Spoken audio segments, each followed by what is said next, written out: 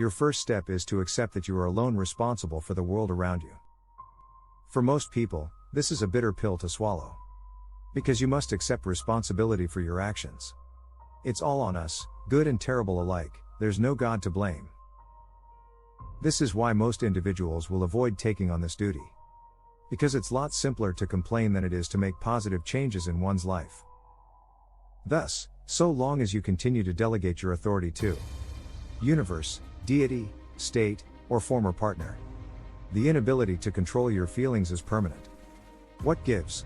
Until you accept responsibility and the reality that the world is not in your control, it will continue to have power over you. From inside, via one's own ideas and a sense of being welcomed by one's own unconscious. Asking, how can I alter the world? In other words, you have to resort to force. The way a thug would. Alternatively, a dishonest public official. Or a righteous con man. Perhaps you may try to influence your ex by forcibly expressing your affection for them. You and your kin. Just going through life thinking only about oneself. Giving up one's ego is the surest way to find serenity within. It can't be done any other way. The ego that makes us human also leads us to feel that we are alone in the universe. We have to use force to get what we desire. As you can see, pride is the root cause of conflict. The pressure to control the situation makes you neglect your wife or girlfriend. Relationship. Although necessary for existence, it reveals an animalistic quality. There is an innate beast within you that must be acknowledged before you can achieve true enlightenment. Animals react rather than reply.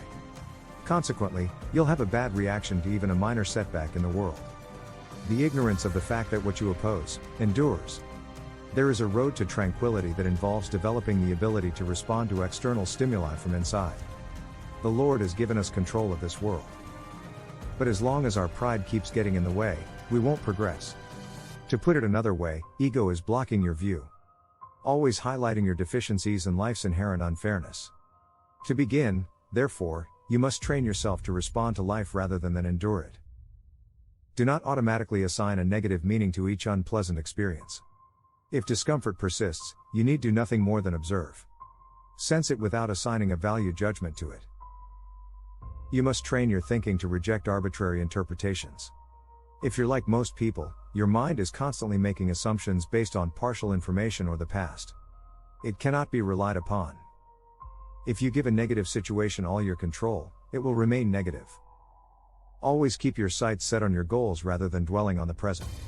If the current situation is undesirable, just watch it unfold without taking any action. Give it no credence at all.